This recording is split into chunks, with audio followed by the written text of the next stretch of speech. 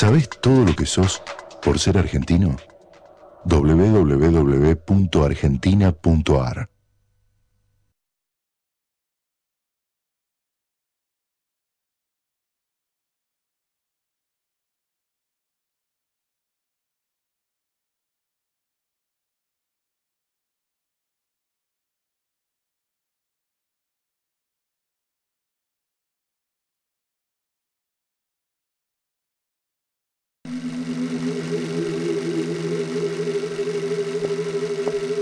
Entonces esa noche, es decir, rodean la manzana y las fuerzas del operativo entran en todas las instituciones.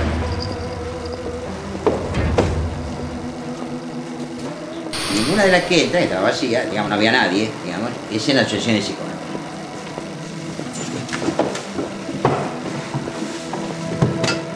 Cuando entra, hacen tres cosas. Primero, roban toda la plata.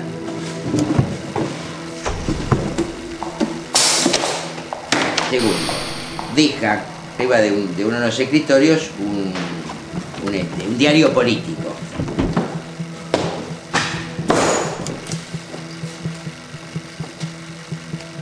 Lo tercero que hace, rompe el cuadro de Freud.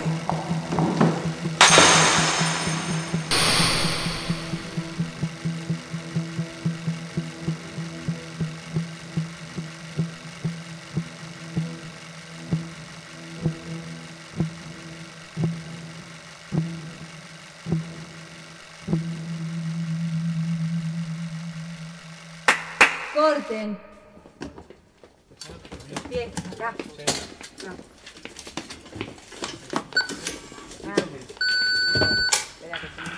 Te comunicaste con el estudio de Hanna Krasevsky. En este momento no podemos atenderte. Por favor, deja tu mensaje después de la señal. Gracias.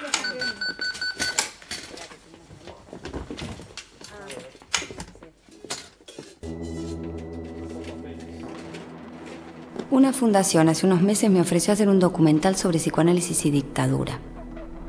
Tenían algunas motivaciones: el cierre de las carreras, los estudiantes desaparecidos, el psicoanálisis. El tema no estaba definido. Me decían que hiciera un documental sobre psicología y dictadura o psicoanálisis y dictadura. No me lo aclaraban o no lo tenían del todo claro. No entendía bien por qué me habían propuesto a mí. El tema de los derechos humanos no me atrae demasiado, pero con 8 años de terapia encima y sin trabajo, me resultó interesante la propuesta.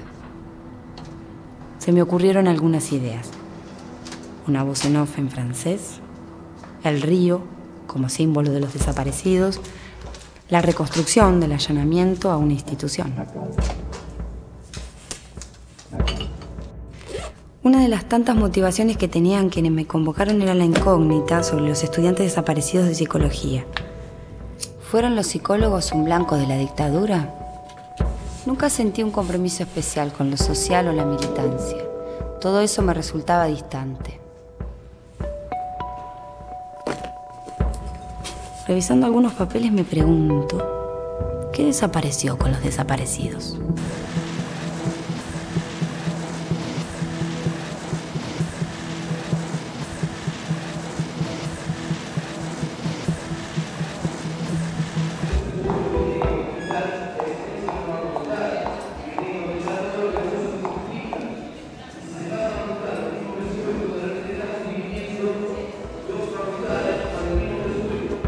¿Cómo serán ahora los estudiantes de psicología? Desconozco casi todo sobre psicología y psicoanálisis, pero pensé que ellos podrían ser una fuente directa de información. Siento que es una forma de llevar lo demás. Hay que capacitarse y ver cómo uno puede adquirir ese nivel porque también es complejo llevar al otro. Me interesan mucho las teorías, no me como ninguna por ahora, ni pienso, pero me atrapan. Me puse así como el cinturón de seguridad, me fui en un viaje de ida y eso, me lima y me gusta armar mi cabeza con lo que aprendo.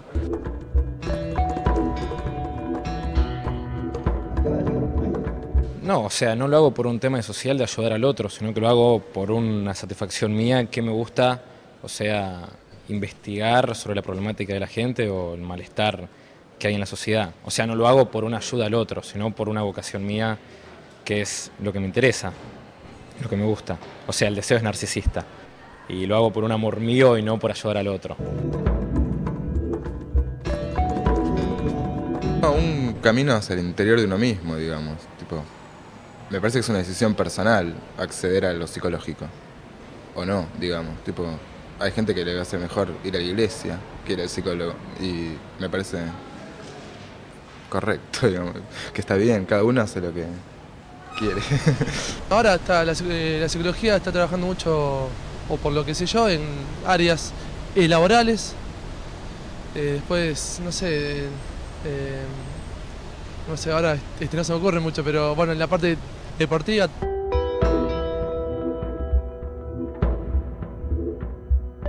Y es el estudio del alma, de la mente. Para mí es una base fundamental. Tiene que ver todo. Todas las conductas que tenemos tiene que ver con un inconsciente, con una estructura que digamos que se va formando desde la primera infancia. Es muy importante, qué sé yo, a mí me encanta.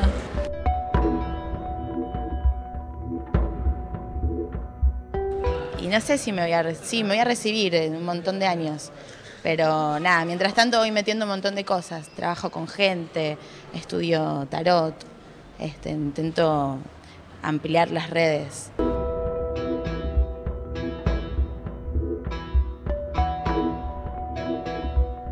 Y yo te puedo hablar de Freud, que es lo que estoy estudiando, o sea, como padre de la psicología, qué sé yo, un padre de la psicología experimental, pero no sé bien la historia de la psicología y tuvo sus comienzos, pero con Freud.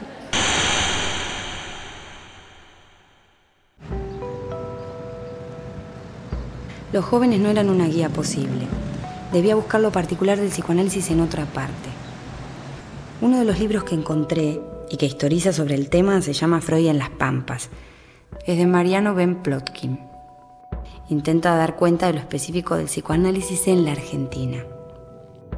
Es un fenómeno multidimensional, por lo menos como se manifestó en la Argentina. Es decir, el psicoanálisis es la terapia que se practica de acuerdo a una serie de reglas que fueron en su momento establecidas por la Asociación Internacional de Psicoanálisis, cuyo representante en la Argentina era la Asociación Psicoanalítica Argentina, hasta el 76, que hay una segunda asociación. Ese sería un nivel, ¿no? Más adelante vienen los analistas lacanianos que vienen con otra serie de prácticas y de discursos. Pero después hay una difusión general de psicoanálisis a nivel social, ¿no? Y en todos esos niveles hubo gente muy comprometida, y gente que estuvo menos comprometida. O sea, qué sé yo, hay psicoanalistas que se comprometen, hay psicoanalistas que no se comprometen. Ahora, si la pregunta es respecto a las instituciones, ya es otra cosa, y hay instituciones efectivamente que están más comprometidas que otras. Es muy difícil hablar del psicoanálisis como si fuera un bloque, una sola cosa, y ver hasta qué punto está comprometido o no. Pero yo creo que ya había una persecución de psicólogos. De hecho, había generales, si mal no recuerdo, Gualtieri, que tiene incluso una hija psicóloga. Algo tuve claro. No quería hacer otro documental más sobre derechos humanos. Había visto demasiados, la mayoría me resultaban trillados, repetitivos, pero no encontraba el rumbo ni la forma de contar el tema.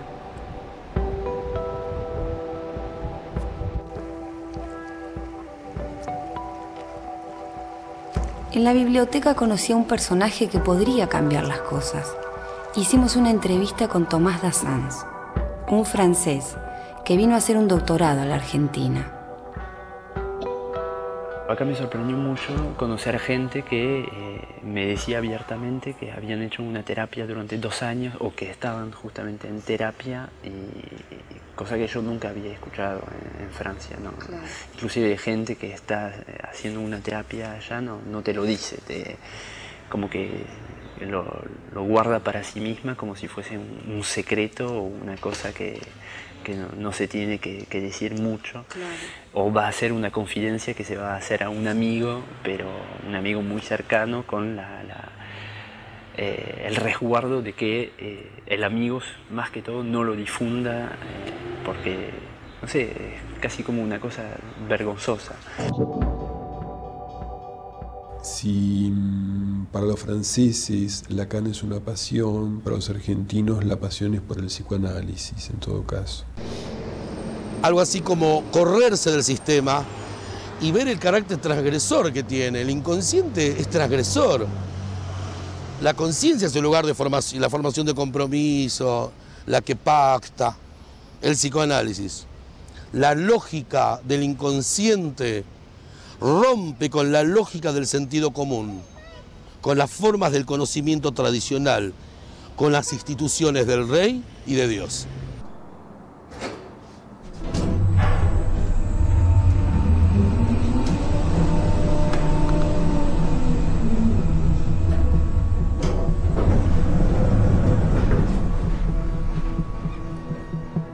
Sí, te puede interesar si querés que te pase el dato para tu documental, porque cuando recién había llegado acá a Argentina, hacía menos de un año, conocí a un joven estudiante de psicología de la UBA, especializado en la historia de la psicología, que estaba estudiando con Hugo Besetti en la UBA, y que fue a hacer un DEBA y después un doctorado con Roudinesco en Francia, y me parece que lo hizo sobre el psicoanálisis durante la época de la dictadura militar.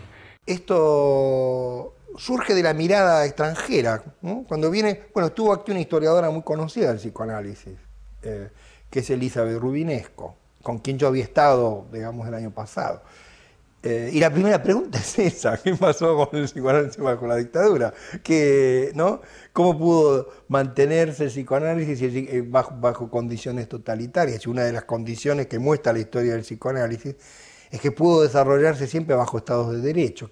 ¿No? Entonces ese tema, que ya es un tema, uno podría decir que incluso ya no es solo histórico, casi es teórico. ¿Cómo se puede desarrollar una disciplina basada en un ejercicio de la libertad, de la palabra, digamos, ¿no? en condiciones de opresión social? Y este es un tema que incluso debería llamar una indagación ya no de los historiadores, sino de los propios psicoanalistas, ¿no?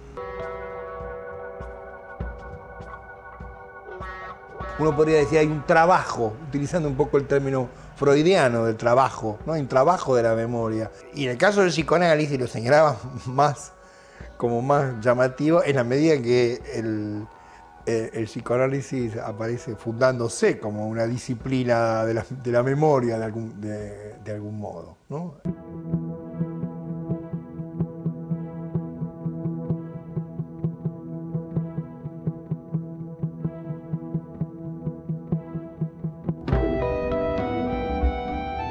Freud es una síntesis para cada entrevistado, pero Lacan una brecha. Algunos dicen que su obra se vio beneficiada durante la dictadura, porque Lacan nunca habló de compromiso, y que el concepto de neutralidad estuvo mal entendido. Neutralidad, compromiso, desencanto, implicación. Cada uno de estos son términos, y sobreimplicación, son términos teóricos. Lo que pasa es que uno no puede opinar al margen del contexto de la época. Hasta el año 60 el contexto era la idealización de la neutralidad valorativa del científico en base al dominio fundamental del positivismo lógico. Entonces era una época donde uno era mejor científico cuanto más neutral era. A partir de la década del 60, finales del 60, se puso muy de moda la intelectual comprometido. Hubo un papel en el sentido de que se pensaba en términos de psicoanalistas de derecha y psicoanalistas de izquierda. Todos, para estar en la onda, tenían que ser comprometidos. Arquitectos comprometidos, artistas comprometidos, plásticos comprometidos, psicoanalistas comprometidos. Pero había toda una posición de que se pensaba que el psicoanalista dirigía la vida de las personas. Ahora, uno no tiene que olvidarse que toda la producción teórica lacaniana que consumimos acá se hizo en Francia, mientras Francia cometía uno de los genocidios más grandes de la historia, que es con Argelia.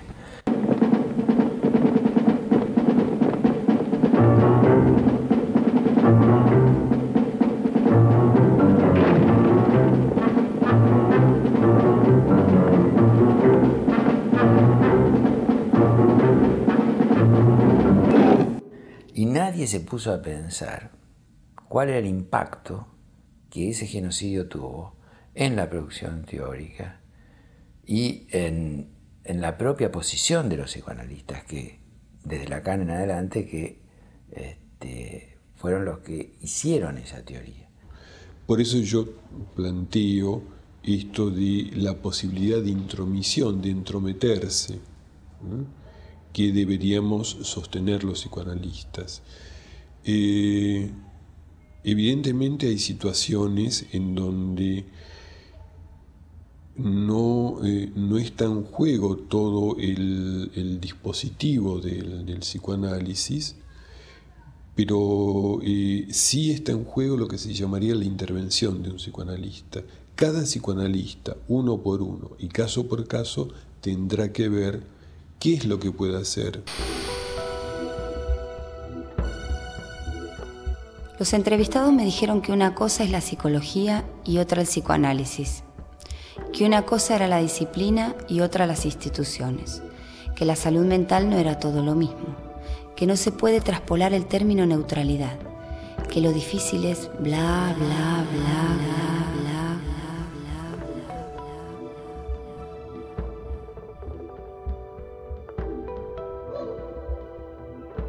El proyecto se me hace tedioso, inabordable. Busqué contactar a Enrique Carpintero, que alguna vez me había contado la anécdota del cuadro roto de Freud. Junto a Alejandro Weiner me atendieron en su estudio y me hablaron del compromiso, la salud mental y la memoria.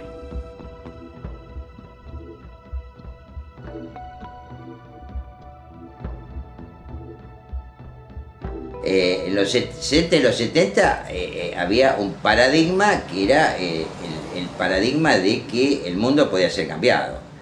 Llamémosle la revolución, llamémosle la transformación radical de la sociedad. Este era un paradigma predominante en el conjunto de la población.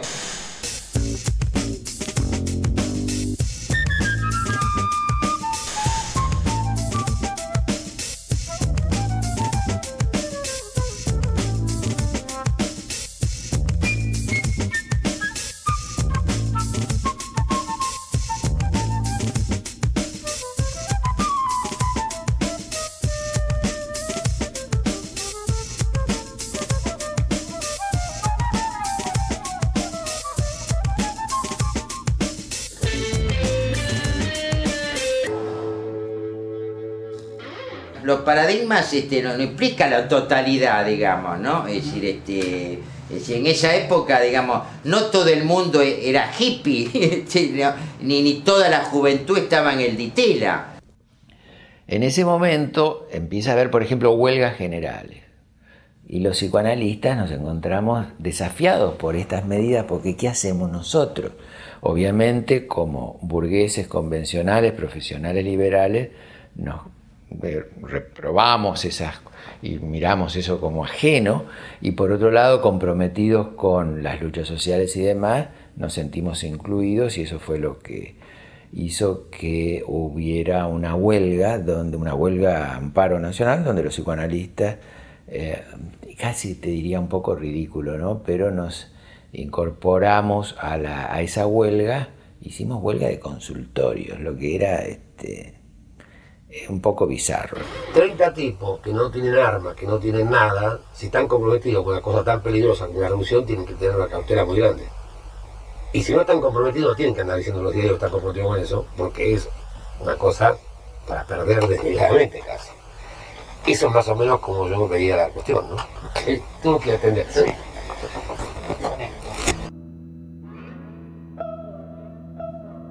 Hablaron de la ruptura que se produjo en la Asociación Psicoanalítica Argentina en 1971.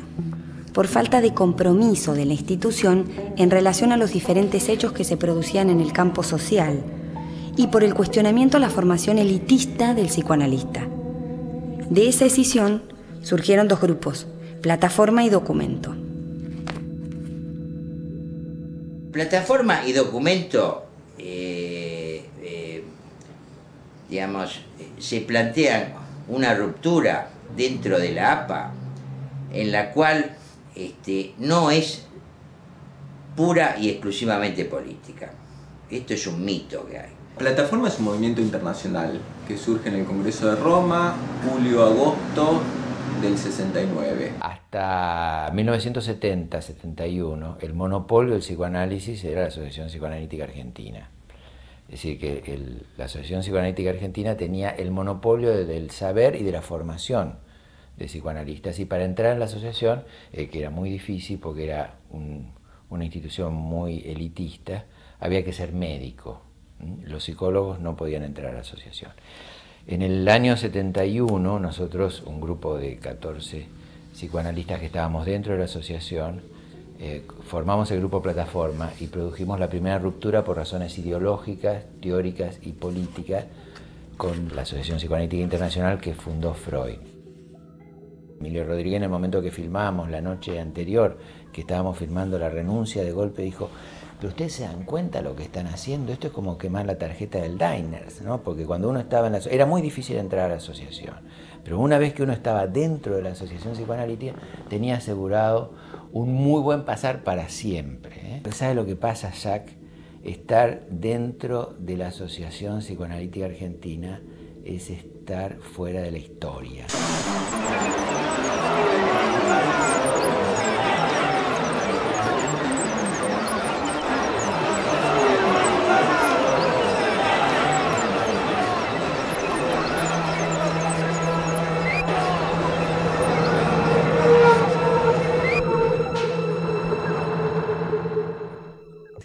Sale Cuestionamos, y yo saco un artículo llamado Cuestionamos, las aventuras del bien social, que es un título irónico.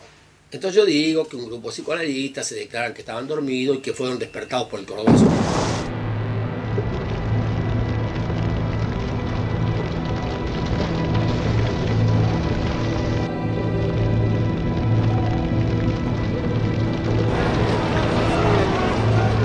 Frase que no es mía, sino que está en el libro. Dice: a nosotros nos despertó el cordobazo, dice, no sé, Bailán, que era una de estas, ¿no? Que ella siempre estaba despertando y se volvía a dormir enseguida. Los localizo como un grupo de tipos liberales que ignoran totalmente las coordenadas políticas, que seguramente no se dan cuenta en qué términos están de la lucha en ese momento, y realmente y lamentablemente mi profecía fue exacta. Recuerdo una frase que yo citaba de Glucksmann, en un libro de Glucksmann que analiza el discurso de la guerra, a Clausel para adelante, una frase de Glucksmann que dice: la muerte no es colocada en ningún sistema porque es la que cierra cualquier sistema como tal. Hablaron de otro grupo, el grupo Documento, que también reivindicaba el compromiso social y que produjo otro cisma en la Asociación Psicoanalítica local. Un buen día me llama Goldenberg y me dice: mira, la CIDE, llegó una comunicación de la CIDE, la Secretaría de Salud Mental, diciendo que fulano de tal queda excluido como residente. Y queda excluido como residente porque años atrás, no sé, 8, 9, 10 años atrás, había firmado en una provincia del interior en la recolección de firmas para que el PC tuviera presencia federal, requiere un determinado número de firmas, y él había firmado, era la única cargo que se le hacía. Pero esa es una estrategia que se daba: atacar a alguien que no es particularmente notorio, es atacar, y además, tal vez con el matiz de judío, ese es difundir realmente el pánico, ¿no? Comunico la decisión que como director del centro he tomado de que este chico siga, que fue hablada ahí con por supuesto, con el consejo del centro, ¿no? Obviamente La APA no estaba en condiciones de hacer una cosa así. Yo no es que tuve en cuenta o no tuve en cuenta, directamente yo planteé mi situación, me contestan, documento va, documento viene, yo contesto, presento la renuncia en una asamblea de la APA, la renuncia a mi cargo. Me fui con unas palabras célebres, voy en busca de nuevos amigos, dije, ¿no? Ahora, lo que es interesante de esas dos experiencias, ¿no? Plataforma y documento, es el hecho de que si uno mira los documentos que ellos produjeron, hay como una especie de confusión entre lo que es una democratización o problemas propios del campo psicoanalítico y problemas sociales, como si no hubiera una cosa sin solución de continuidad. Pareciera que arreglando las cuestiones del campo psicoanalítico se arregla la sociedad, no queda muy claro qué es lo que es una práctica estrictamente disciplinaria, terapéutica, y lo que es cuestiones más amplias a nivel social.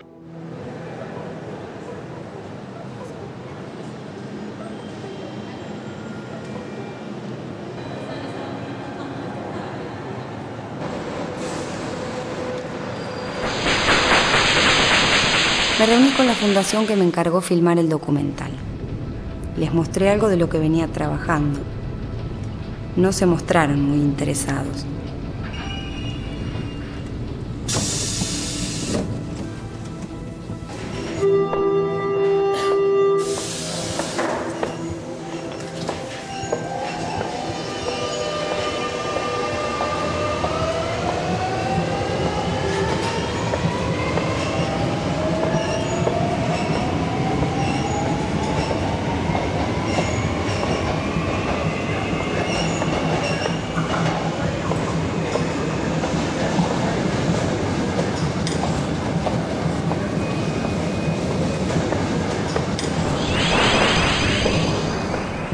Una vez me preguntaron si conocía Villa Freud en Buenos Aires y bueno, yo personalmente no la conozco, pero Villa Freud, el tema es que es tan conocido que está inclusive en una guía de turismo que se llama Le Guide du Routard, que es una guía turística para supuestamente mochileros. Tomás Dassans, en la biblioteca, comentó que en las guías turísticas extranjeras figuraba un barrio en Buenos Aires llamado Villa Freud, un lugar en el mundo que concentra la mayor cantidad de psicoanalistas por habitante.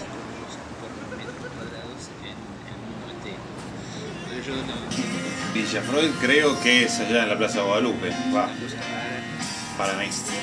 Si no es la Plaza Guadalupe, es la plaza que está en Scalabrini, Ortiz y Las Heras. Y digamos, creo que lo llamaban Villa Freud porque estaba lleno de psicoanalistas en algún momento. ¿En qué año más o menos? Y en la época que está de moda el psicoanálisis, ponele los 80, ¿viste? No sé.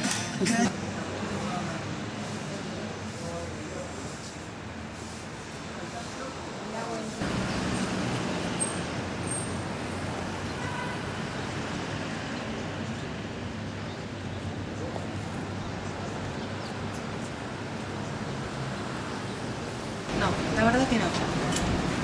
No, desconozco, no sé si por la zona, no lo ubico. ¿Tiene idea dónde queda el barrio Villa Freud? No, en Flores debe ser.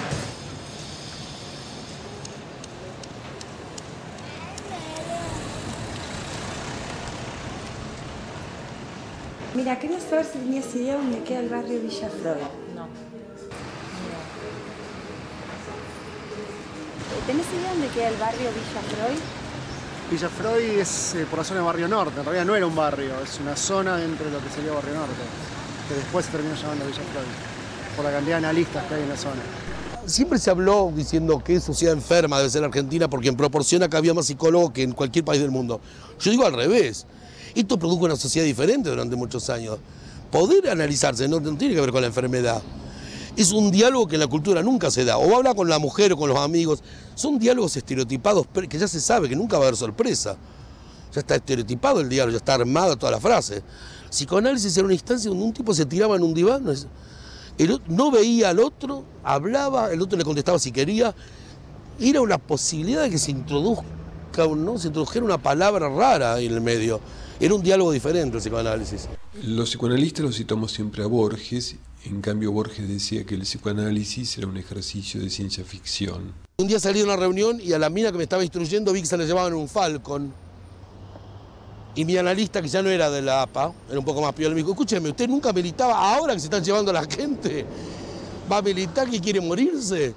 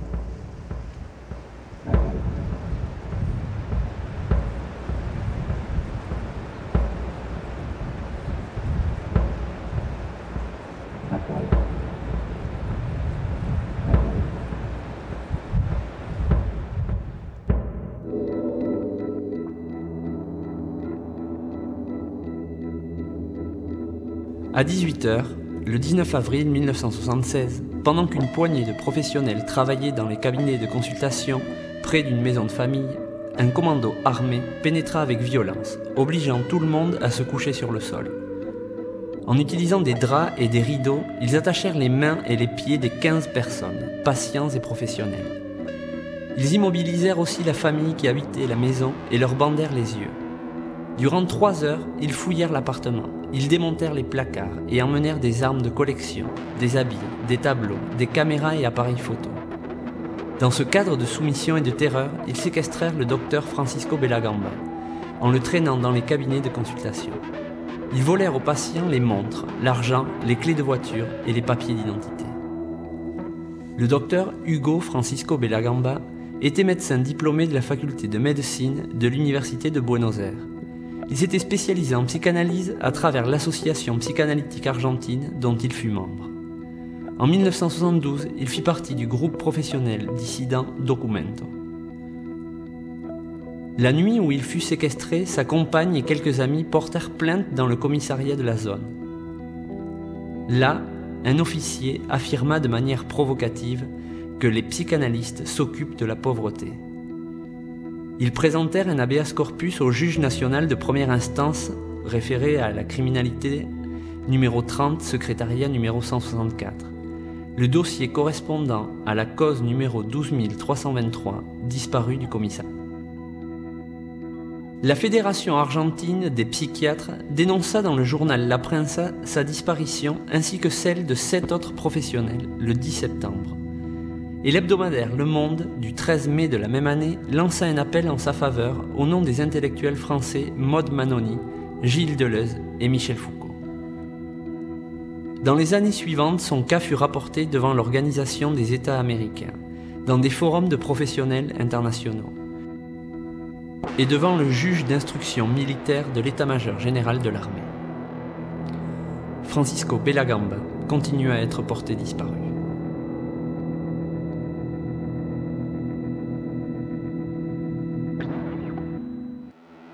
El día 24 fue un punto de inflexión. En un día se pasó de todo a nada.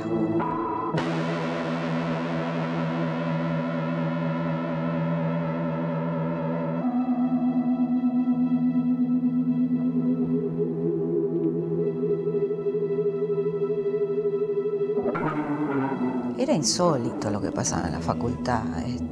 Pibes se han llevado de todas las agrupaciones. Y era como que no ocurría esto. Los pibes se llevaban afuera en general. Se lo llevaban en la puerta Pero yo una sola vez escuché a una chica comentar que se habían llevado un pibe el día anterior, por ejemplo. Entre los profesores ocurría exactamente lo mismo. Es intransferible. Era el terror. El terror era tan grande en esa época que yo un día le dije, ¿se enteró de que están llevando psicólogos? Y el tipo nunca respondía nada, ¿no? Dijo, bueno, vamos a salirnos del contexto hoy, por primera vez, porque, ¿no? ¿Qué escuchó usted? Yo creo que ahí habría que diferenciar varias cuestiones, ¿no? Es decir, por un lado, el conjunto del campo de la salud mental reacciona como el conjunto de la población. Es decir, por un lado, triunfa la política del terror.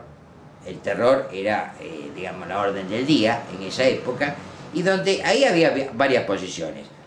Algunos, es decir, lacanianos y no lacanianos, que siguieron peleando como pudieron dentro de sus instituciones, o en diferentes instituciones. Otros que por el terror se refugiaron en la lectura de Lacan, de Einstein o de lo que Marco le sea. Un tipo como Lacan, que no dejó casi disciplina sin incorporar. Un tipo que las matemáticas, la antropología, la filosofía, todo el conocimiento humano, se encargó de incorporarlo, de tenerlo en cuenta, de apropiarse de los matemas, el teorema de Gödel, Parménides, lo que quiera, ¿no? Frente a la política, arrugó. Es como si la política no tuviera nada que decirle. Sí, el argumento respecto de lo lacaniano en la época del proceso es un argumento falaz. Y justamente el dato central es que Lacan no vino a la Argentina. Conozco la anécdota de psicoanalistas que lo fueron a ver a París, y Lacan estaba muy preocupado por el psicoanálisis de la Argentina y si era posible la práctica dentro de un gobierno de régimen fascista.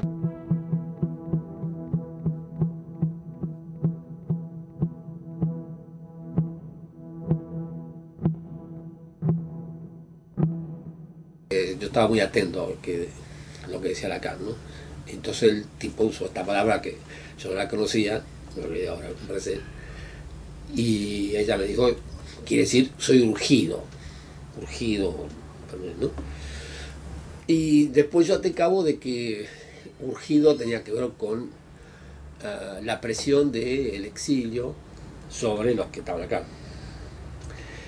Porque viendo a Octavia Momaroni, ellos me muestran cartas de gente que estaba afuera diciendo que presionaran a los que estaban acá para que se pidieran, etcétera, etcétera.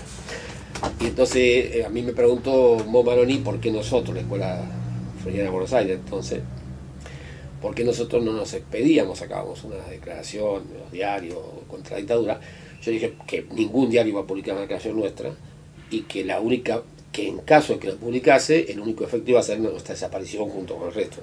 Creo que los psicoanalistas, quienes practicamos el psicoanálisis, yo diría que, bueno, se pasó por un momento de cierto repliegue.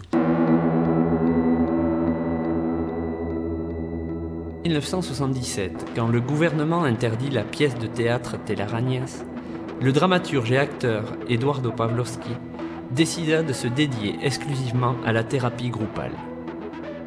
Pavlovsky était l'un des intégrants du groupe Plataforme et alternait la psychologie avec son autre passion, le théâtre. Il réussissait à produire autant de textes de théorie psychanalytique que d'œuvres de théâtre. Le 18 mars 1978, dans son cabinet de la rue Cabildo, un commando de parapoliciers entra brusquement. Alors qu'il était en pleine session thérapeutique, à laquelle participaient une dizaine de patients, sa secrétaire vint alerter le docteur Pavlovsky de cette visite inespérée. Pavlovsky sollicita alors à haute voix quelques minutes pour pouvoir sortir. En suivant, il se dirigea à ses patients. « Messieurs, il ne va rien vous arriver. N'ayez pas peur, mais je dois m'échapper. » Alors que le groupe commando attendait à la sortie et devant les yeux incrédules du groupe de thérapie, Pavlovsky décida de s'échapper par la fenêtre.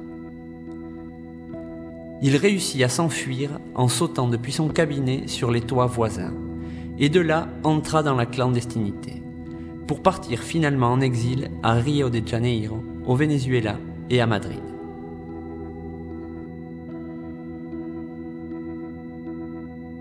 En determinadas dictaduras está prohibida la capacidad expresiva, eso es cierto, pero también no hay ninguna dictadura sin complicidad civil. Yo creo que el psicoanálisis como corporación durante esos años suministró un buen elemento desde la corporación de complicidad civil frente a la dictadura. Porque si vos no decís nada de nada y seguís funcionando, de alguna manera es avalar algo, aunque pensés en contra.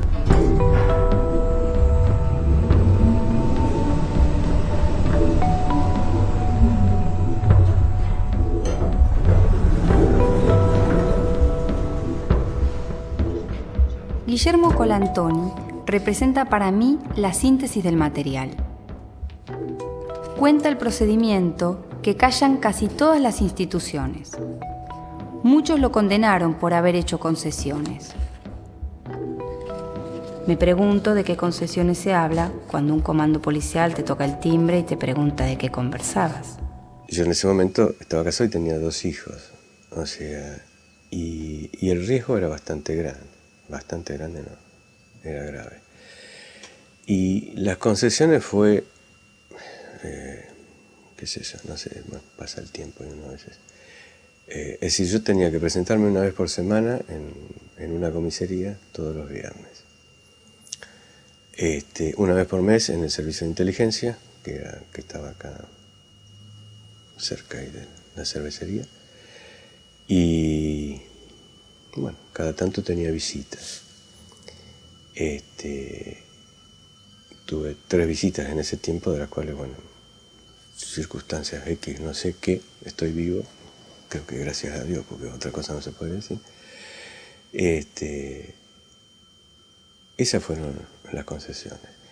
Y el hecho de seguir en la asociación, que muchos continuamos, fue porque era, es decir, bueno, vamos a mostrarnos, porque si nos escondemos era peor. Entonces, al tener una entidad civil, que era de alguna manera reconocida, tenía una personalidad jurídica, eso dio posibilidad de que uno estuviera, no sé si te puedo decir amparado, pero era representante de una organización. Y eso daba como pie para pedir audiencias, para pedir entrevistas y para tener acceso a determinadas, donde uno se hacía conocido. Entonces, era un juego, era un poco decir, bueno, si se va a enterar y estaba permanente en contacto con autoridades que eran de un proceso militar, pero bueno.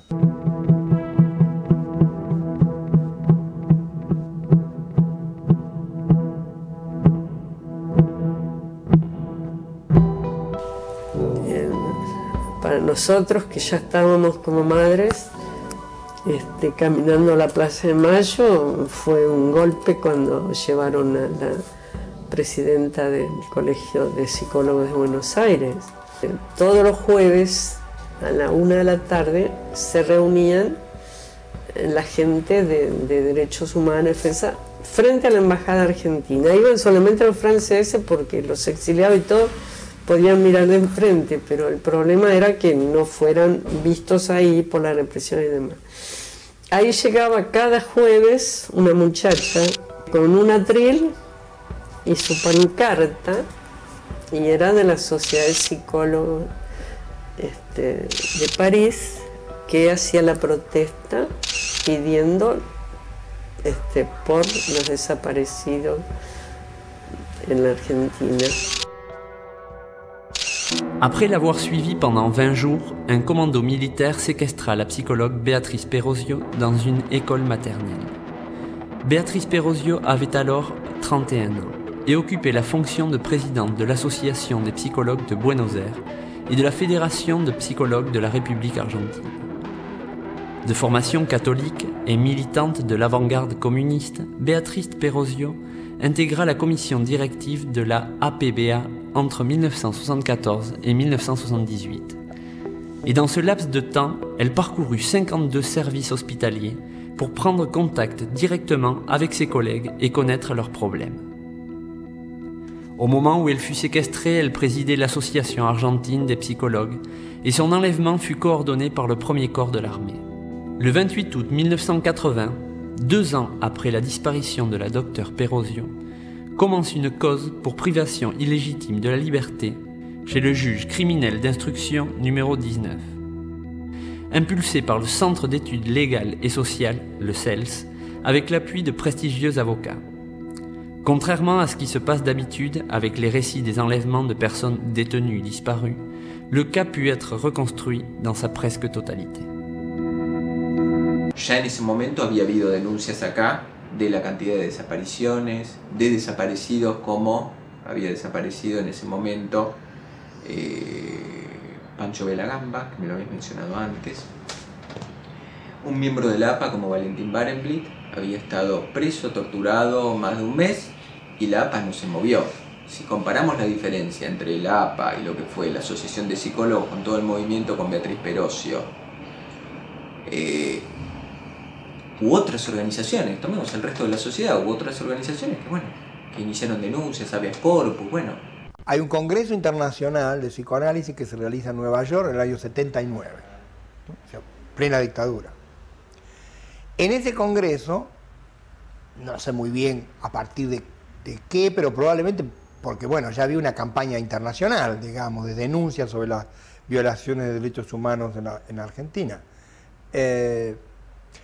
Los representantes de la Asociación Australiana, y uno puede llamar la atención, ¿no? Porque los australianos proponen que el Congreso saque una declaración denunciando la violación de derechos humanos en la Argentina. Que la Asociación Psicoanalítica Internacional se pronunciara denunciando la transgresión a los derechos humanos en Argentina. Y los psicoanalistas argentinos se opusieron. Y recuerdo esa anécdota que me dijo Mendel en un congreso en el 82. Mendel es un sociólogo francés, dice: mi cuñado dice que viene acá y que no sabe cuál es la dictadura porque habla de lo que quiere, se llena de gente, refiriéndose a Miller, que además de la conferencia se llevaba como 90.000 mangos, ¿no?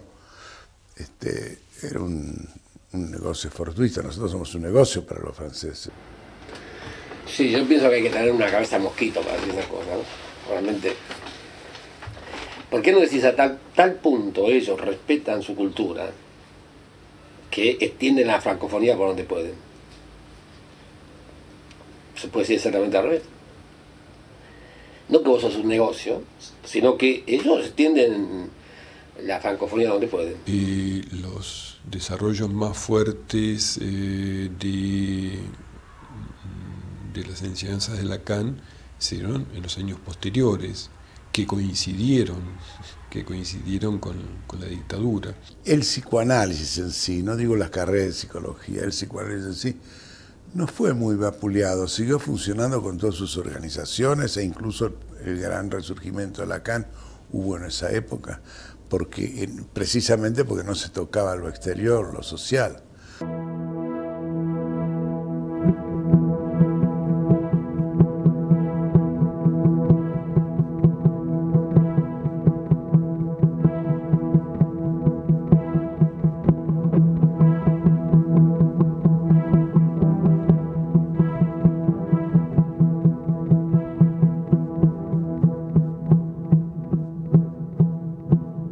Busqué casos de madres de estudiantes de psicología desaparecidos.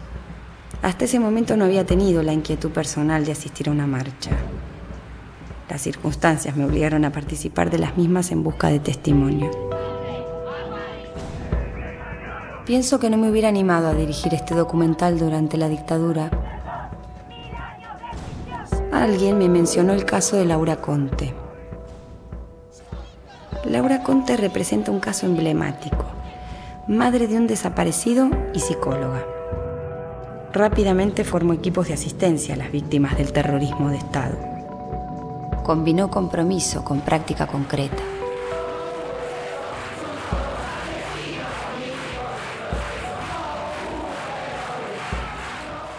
Incluso gente de buena fe que decía que esto no se podía, que el analista tenía que ser una tabla rasa, que todo era el paciente, que entonces el no compromiso, la neutralidad, y que cómo se iba a no ser neutral si estabas tan afectado. Bueno, todas estas cosas aparecieron. Y sin embargo, yo me daba cuenta que si no éramos nosotros era muy difícil, porque en los hospitales no se podía. Al principio fue por operatoria, no era tanto por conceptualización. Hoy conceptualmente sabemos qué es lo más indicado, que el trauma habla, el trauma, y que el trauma si no, no habla y no puede hablar.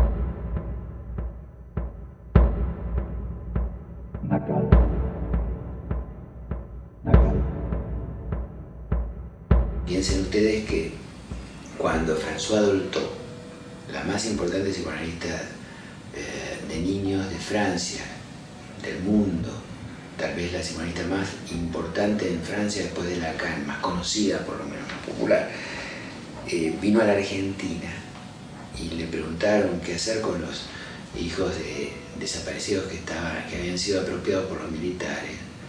Ella dijo, déjenlos donde están porque sería ocasionarles un segundo trauma. Porque François Dolto había sido mal informada y entonces hablaba de los represores como gente de buena fe, que los chicos no tenían que ser separados de ellos, que iba a ser un segundo trauma.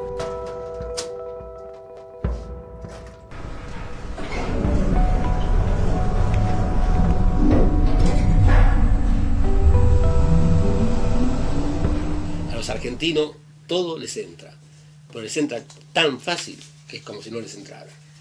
Que ahí fue cuando los psicoanalistas argentinos nos vimos obligados a apelar los papers, los trabajos, la fundamentación teórica que teníamos, por lo cual nos parecía que una cosa es la adopción de niños y otra cosa es la apropiación, que supone un crimen fundante de esa identidad.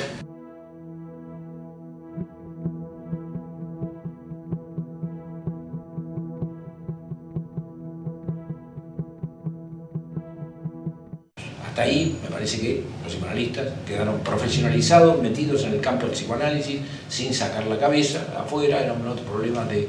Fue una herida narcisística fuerte haber estado encerrado en los consultorios haciendo interpretaciones de hechos reales, de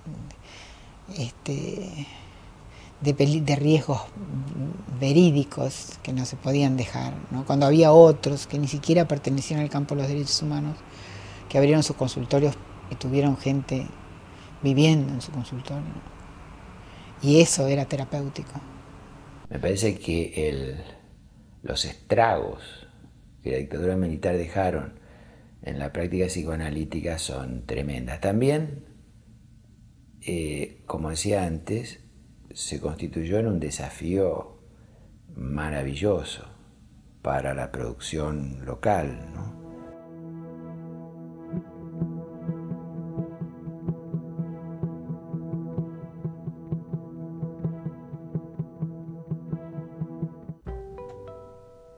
Es una problemática complicada.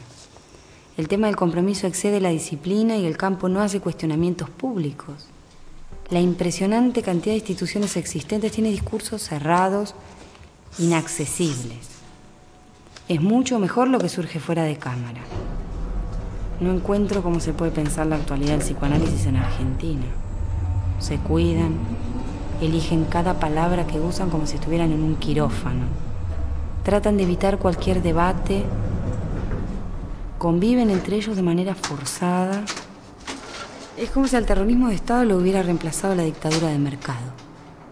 En relación a este tema de la relación dificultosa, incluso uno podría decir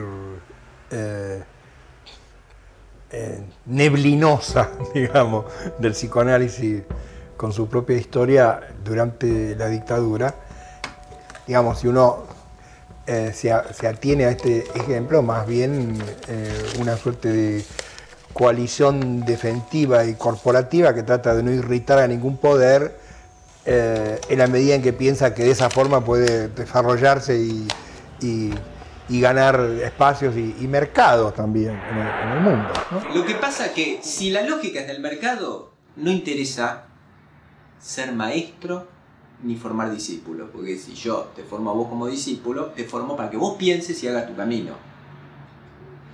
Si yo tengo la lógica del mercado, ¿yo qué tengo que formar? Vendedores y fieles.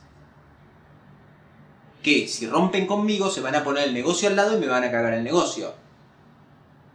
Esto es lo que ha predominado. De hecho, y este es un tema que he hinchado personalmente, todo un tema. De hecho, bueno, esto ha sido, no solamente en el medio psi, la baja del papel de los maestros. Que nadie se posiciona. Porque además es un papel como el de Pichón.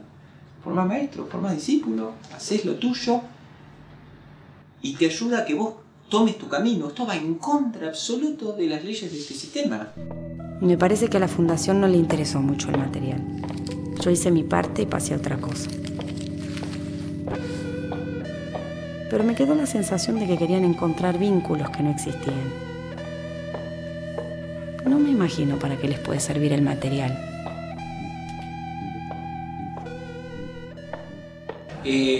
Primero, digamos, entiendo, es un momento donde el psicoanálisis ha recibido embates muy fuertes, titulares del fin del psicoanálisis, etc. Me parece que expresan, por lo menos en la perspectiva de aquí, un cierto combate ideológico entre el psicoanálisis y otras respuestas a los interrogantes del ser humano. Y me parece que la presencia efectiva del psicoanálisis aquí hace que esa polémica se despliegue o se desarrolle con más o menos intensidad, no solo aquí, pero aquí ha ocurrido también. Yo creo que hay muchos competidores, digamos. Creo que antes no había, digamos, de los psicofármacos hasta la autoayuda, digamos, ¿no? Creo que por las crisis y por la situación y por una mundialización de la cultura que hace que la gente se entere que hay otras cosas, etc., tal vez haya mucho menos, o me parece a mí que hay una declinación en la práctica concreta del psicoanálisis. Incluso psicólogos que se habían identificado como psicoanalistas ahora reconocen, digo, esto es totalmente impresionista, amigos míos, ¿no? Te reconocen que están haciendo otras cosas, porque bueno, pues ya la terapia de 4 veces por semana, 50 minutos hace rato que no corre más, pues nadie la puede pagar, pues la gente tiene urgencias y ya no puede dedicarse 25 años de su vida a esta exploración consciente, porque las prepagas no las pagan, porque, en fin, por una serie de cuestiones.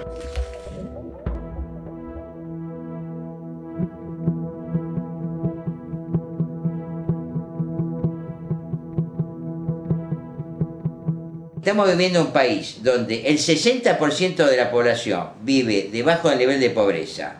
Dentro de ese 70% o del 60%, un gran sector ha sido la clase media, y ese sector de la clase media lo único que está desesperado es ver si se cae o no en ese nivel de pobreza. Evidentemente las preocupaciones necesariamente tienen que ser otras. Y sí. En algún sentido da pena si uno contrasta la productividad de otros momentos. Pero sin embargo es todo un desafío. Todo un desafío. Porque, bueno, la historia tiene sus idas y sus vueltas. Con lo cual es un desafío para todos nosotros transformar esto para que toda la salud mental no sea un gran shopping donde todo se compra, se vende, se permuta y donde el horizonte profesional es ver cómo puedo llegar a tener más locales de una misma marca en distintos lugares.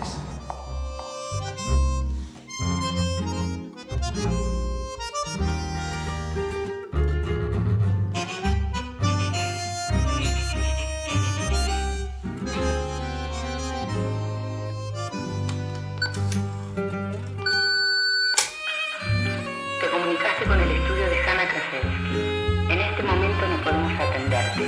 Por favor, deja tu mensaje después de la señal. Gracias.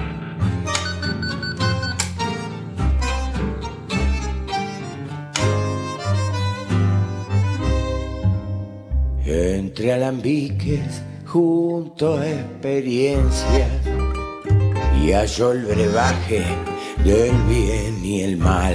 Hoy a babuchas de su conciencia va el Homo sapiens y el animal. Ya no es el mismo su consultorio, ya no hay pacientes que visitar. Ahora es adicto al laboratorio y hay un cadáver en el placar. Su yo y su sombra se han separado. Es el galeno o el depravado. Son los dos puntos que lleva dentro sin darse bola. Y ese es el guay. Y en la constante del desencuentro va el Dr. Jekyll con Mr. Hyde.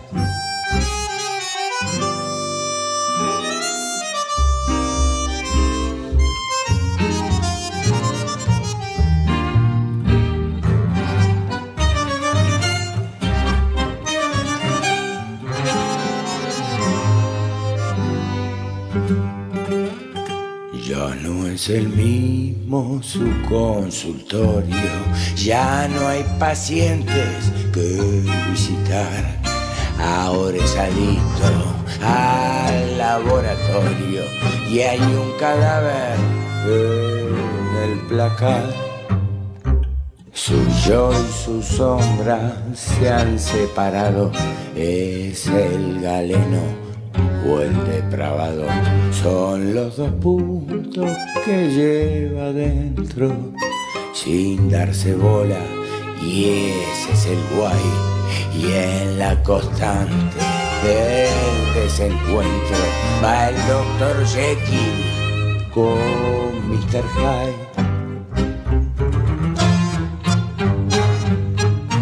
Va el Dr. Jekyll con